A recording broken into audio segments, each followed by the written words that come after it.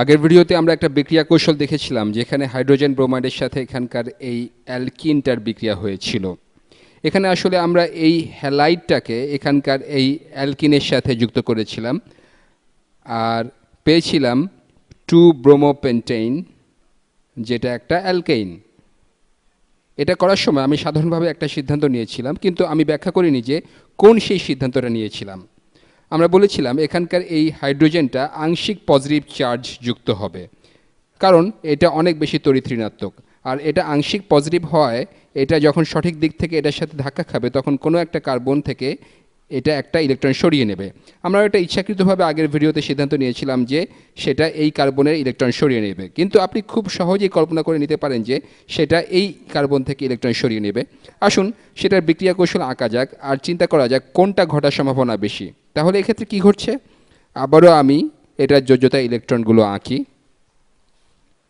এটা হলো ব্রোমিন, 1 2 3 4 5 6 7, এর 7টা যোজ্যতা ইলেকট্রন আছে। এরপর আছে হাইড্রোজেন, আমি আগেরকারের ব্যবহৃত রং দিয়েই করি।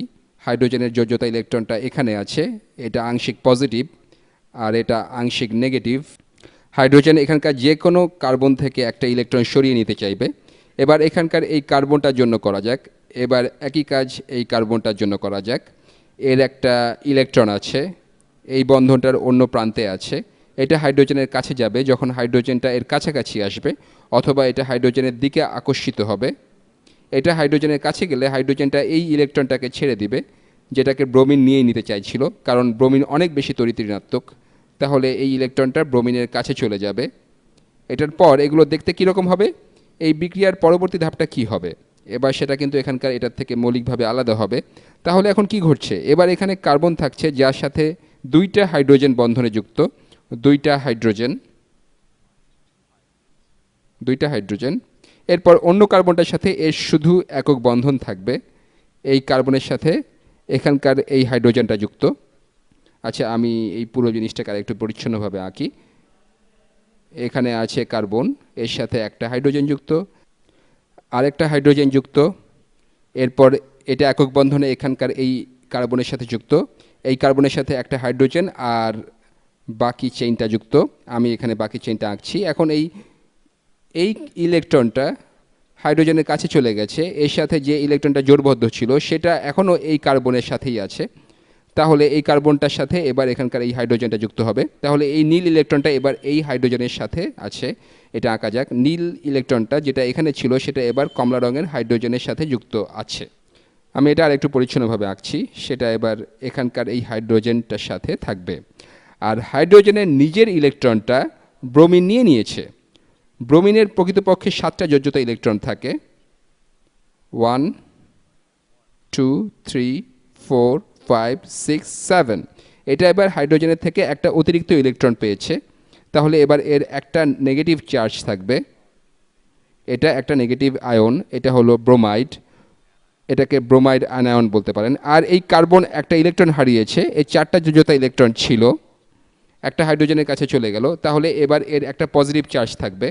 এটা এবার হলো একটা কার্বোক্যাটায়ন, এটা একটা কার্বোক্যাটায়ন। এখানে পার্থক্যটা লক্ষ্য করুন, আগের বার এই কার্বনটা ইলেকট্রন হারিয়েছিল, তাই এই হাইড্রোজেনটা কার্বনের সাথে যুক্ত হয়েছিল। এক্ষেত্রে এই কার্বনটা ইলেকট্রন হারালো, হাইড্রোজেনটা অন্য কার্বনের সাথে যুক্ত হলো। তাহলে এখান থেকে আপনি কল্পনা করতে পারেন যে আগের ভিডিওতে এই কার্বনের ক্ষেত্রে যা হয়েছিল এবার এই কার্বনের ক্ষেত্রেও সেই একই ঘটনা ঘটছে। সেটা করা যাক। এই কার্বনটা পজিটিভ আর এই ব্রোমাইড আয়নটা নেগেটিভ, তাহলে এটা এর ইলেকট্রনকে সরিয়ে নিতে চাইবে। তাহলে এই ইলেকট্রনটা এই কার্বোক্যাটায়নের কাছে যাবে আর একটা বন্ধন গঠন করবে। এখানকার এই সবুজ ইলেকট্রনটা কার্বোক্যাটনের কাছে যাবে, এই পার্পল ইলেকট্রনটা ব্রোমিনের কাছেই থাকবে। তাহলে একটা বন্ধন ঘটিত হবে, এরা জোড়বদ্ধ হবে বলে কল্পনা করতে পারেন। তাহলে এখানে থাকছে একটা কার্বন, এর সাথে অরিজিনাল হাইড্রোজেনগুলো, এরপর এই কার্বন আর এই হাইড্রোজেন, এরপর থাকছে বাকি চেইনটা CH2 CH2 CH3। এরপর এই হাইড্রোজেনটা এখানে যুক্ত থাকছে, যেটা আমাদের প্রথম ধাপ ছিল। এবার ব্রোমিনটা এখানকার এই কার্বনের সাথে যুক্ত হবে, ব্রোমিন এবার এই কার্বনের সাথে এখানে যুক্ত হলো, তাহলেই হয়ে গেল। এটা হলো আরেকটা সম্ভাব্য বিক্রিয়া কৌশল। আগে তৈরি হয়েছিল 2-ব্রোমোপেন্টেইন, তাই না? কারণ ব্রোমিন 2 নম্বর কার্বনে ছিল। এখানে আমরা পেলাম 1 ব্রোমোপেন্টেন, 1 2 3 4 5, এবারও 5টা কার্বন আছে। ব্রোমিনটা এখানে 1 নম্বর কার্বনের সাথে যুক্ত, আর এখানে 2 নম্বর কার্বনের সাথে যুক্ত। এবার আমাদের একটু চিন্তা করতে হবে, প্রথমে দেখে এই দুইটাকে যৌক্তিক বিক্রিয়া কৌশল বলে মনে হচ্ছে, কিন্তু আপনি যদি পরীক্ষামূলকভাবে এটা করেন, পরীক্ষামূলকভাবে এটা করলে আপনি দেখবেন যে আপনি প্রকৃতপক্ষে এই জিনিসটা বেশি পাচ্ছেন। আমি পরীক্ষামূলকভাবে এটা করিনি, তাই আমি এদের সঠিক অনুপাতটা জানি না, কিন্তু আপনি জিনিসটা অনেক বেশি অনুপাতে পাবেন। প্রোডাক্টের মধ্যে আপনি এটা অনেক বেশি পাবেন, এটা নয়। তাই প্রশ্ন ওঠে, এই দুইটাকেই তো যৌক্তিক ব্যাপার বলেই মনে হচ্ছে, কিন্তু এইটা ঘটার সম্ভাবনা কেন এটা ঘটার সম্ভাবনার চেয়ে বেশি? এই জিনিসটা যেখান থেকে আসছে সেটাকে বলা হয় মার্কোনিকভস রুল, বা বাংলায় বললে মার্কোনিকভের নীতি, মার্কোনিকভস রুল। এটা নিয়ে কয়েকভাবে চিন্তা করা যায়। মার্কোনিকভ যখন এটা নিয়ে চিন্তা করেছিলেন বা দেখেছিলেন, তখন এটা কাজ করে বলে মনে হয়েছিল, কিন্তু তিনি 100% নিশ্চিত ছিলেন না কেন এটা কাজ করে। আমরা কিছুটা চিন্তা করতে পারি যে কেন এটা কাজ করে। মার্কোনিকভের নীতি নিয়ে আপনি কয়েকভাবে চিন্তা করতে পারেন। আপনি এভাবে চিন্তা করতে পারেন যে কার্বনটার সাথে এর মধ্যেই বেশি হাইড্রোজেন আছে সেটাতেই হাইড্রোজেনটা যাওয়ার সম্ভাবনা বেশি।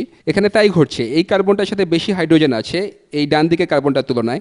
এই কার্বনে একটা হাইড্রোজেন আছে আর এর সাথে একটা অ্যালকাইল গ্রুপ যুক্ত আছে। তাহলে যেই কার্বনে বেশি হাইড্রোজেন আছে সেখানে হাইড্রোজেনটা আসবে, আর যে কার্বনে বেশি গ্রুপ আছে, এখানকার এই কার্বনটার সাথে এই গ্রুপটা যুক্ত আছে, এখানে একটা গ্রুপ আছে আর এই কার্বনের সাথে কোনো গ্রুপ যুক্ত নেই, তাই এই কার্বনে ব্রোমিন যুক্ত হচ্ছে।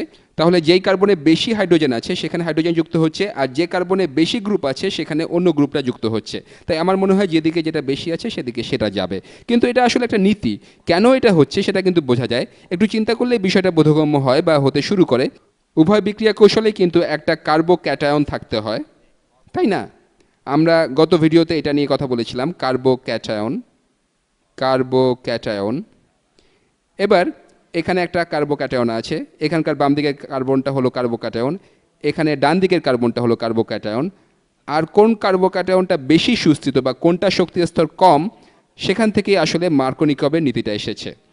এটা দেখা যায় যে কার্বোক্যাটায়নের সাথে বেশি ইলেকট্রন সমৃদ্ধ অণু বা ইলেকট্রন সমৃদ্ধ পরমাণু যুক্ত থাকে সেটা বেশি সুস্থিত হয়। এখানে এখানে এটা হলো পজিটিভ, এর চারপাশে বেশি সংখ্যক কার্বন আছে। আপনি চিন্তা করতে পারেন যে এদের কিছু ইলেকট্রন শেয়ার করতে পারে, এই ইলেকট্রন মেঘই এটাকে বেশি সুস্থিত হতে কিছুটা সাহায্য করে। আর এখানকার কার্বনটা শুধু একটা কার্বনের সাথে যুক্ত, তাই বেশি কিছু শেয়ার হয় না। এখানে এই কার্বনটা 2টা কার্বনের সাথে বন্ধনে যুক্ত। সাধারণভাবে একটা কার্বন যখন শুধুমাত্র আরেকটা কার্বনের সাথে বন্ধনে যুক্ত থাকে তখন তাকে বলা হয় প্রাইমারি কার্বন। আর কার্বোক্যাটায়ন হলে এখানে এটা হলো প্রাইমারি কার্বোক্যাটায়ন। এই কার্বনটা 2টা কার্বনের সাথে যুক্ত, তাই এটাকে বলা হয় সেকেন্ডারি কার্বন। আর এটা যেহেতু কার্বোক্যাটায়ন তাই এটা হবে সেকেন্ডারি কার্বোক্যাটায়ন। তাহলে এখানে এটা হলো সেকেন্ডারি কার্বোক্যাটায়ন। তাহলে সেকেন্ডারি কার্বোক্যাটায়ন প্রাইমারি কার্বোক্যাটায়নের চেয়েও বেশি সুস্থিত। টারশারি কার্বোক্যাটায়ন আবার সেকেন্ডারির চেয়েও বেশি সুস্থিত। এখানে আরেকটা কার্বন গ্রুপ থাকতে পারে যার চারপাশে অনেক ইলেকট্রন আছে, সেটা তখন আরও বেশি সুস্থিত হবে। তাহলে 2টা জিনিসের চেয়ে বেশি সুস্থিত। এই জিনিস হলো হাইড্রোজেন বাদে অন্য কিছু। আর 2টা জিনিস একটা জিনিসের চেয়েও বেশি সুস্থিত। মার্কোনিকভের নীতি আসলে এই বিষয়টারই ফসল যে এই কার্বোক্যাটায়নটা এখানকার এই কার্বোক্যাটায়নের চেয়ে বেশি সুস্থিত। এখানে সেকেন্ডারি আর প্রাইমারির তুলনা হচ্ছে। এটা সেকেন্ডারি হওয়ার কারণে এটা এর কোনো প্রতিবেশীর কাছ থেকে ইলেকট্রন ধার নিতে পারে, এর বেশি প্রতিবেশী আছে ইলেকট্রন ধার নেওয়ার জন্য এটার তুলনায়, এটা বেশি সুস্থিত, তাই এটা ঘটার সম্ভাবনা বেশি। এরকম মধ্যবর্তী যৌগ গঠিত হওয়ার সম্ভাবনা বেশি, সাধারণভাবে এরকমটা ঘটার সম্ভাবনা কম। এজন্যই এই বাম দিকের 2 ব্রোমোপেন্টেন যৌগটা বেশি উৎপন্ন হবে এখানকার এই 1 ব্রোমোপেন্টেনের তুলনায়।